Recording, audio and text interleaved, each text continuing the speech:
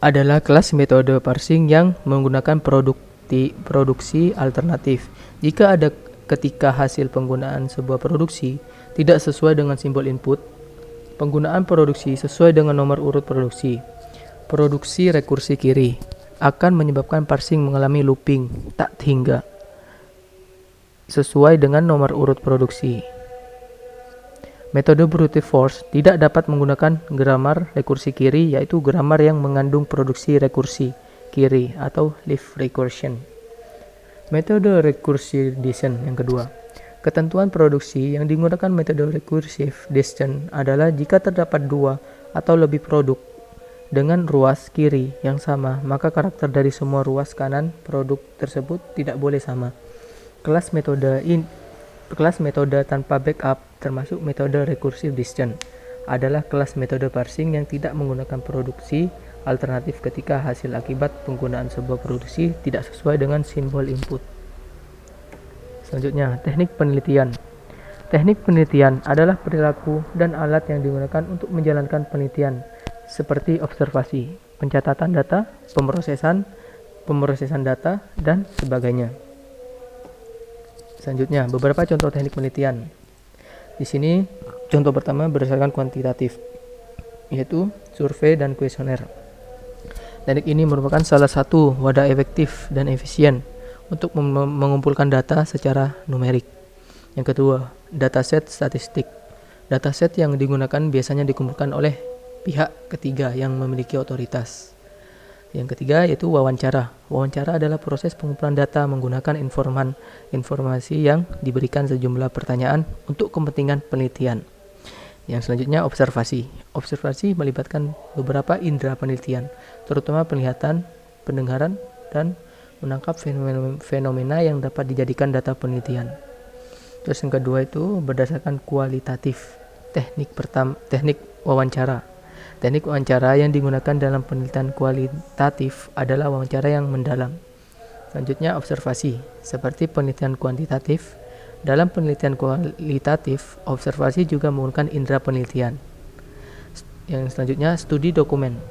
Dokumen merupakan salah satu sumber data untuk melengkapi penelitian. Dokumen dapat berupa sumber tertulis, film, dan gambar. Yang selanjutnya teknik triangulasi. Cara ini dilakukan dengan mengumpulkan data dari berbagai sumber dan menggunakan suatu metode yang sama. Selanjutnya, instrumen penelitian. Yang pertama, pengertian instrumen penelitian. Yang selanjutnya, jenis-jenis instrumen penelitian.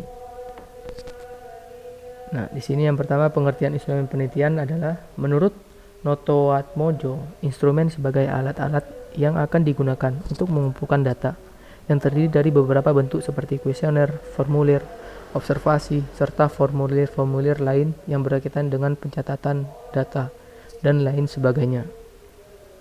Terus yang kedua, jenis-jenis instrumen penelitian. Yang pertama itu ada tes. Tes dapat berupa serangkaian pertanyaan, latihan lembar kerja, dan lain sebagainya, yang memiliki tujuan sebagai alat ukur keterampilan, inteligensi, kemampuan hingga bakat yang dimiliki oleh suatu individu atau kelompok yang menjadi subjek penelitian. Terus yang kedua itu angket dan kuesioner. Kuesioner atau angket merupakan alat pengumpulan data melalui sejumlah pertanyaan tertulis digunakan untuk memperoleh informasi dari individu atau kelompok. Terdapat beberapa alasan mengapa angket atau kuesioner digunakan dalam pengumpulan data penelitian, yaitu yang pertama itu kuesioner digunakan untuk mengukur variabel yang bersifat faktual. Terus yang kedua, kuesioner digunakan untuk memperoleh informasi yang relevan dengan tujuan penelitian. Terus yang ketiga, kuesioner memungkinkan penelitian untuk memperoleh informasi dengan validitas dan reliabilitas yang tinggi. Terus yang selanjutnya itu ada wawancara. Wawancara atau interview merupakan kegiatan tanya jawab antara dua orang untuk mendapatkan informasi atau ide mengenai topik tertentu.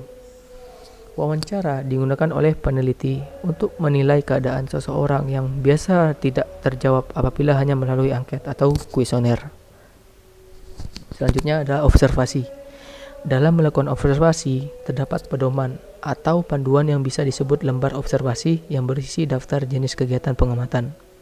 Terus yang selanjutnya adalah skala bertingkat. Disebut juga rating merupakan suatu ukuran objektif yang dibuat berskala atau bertingkat.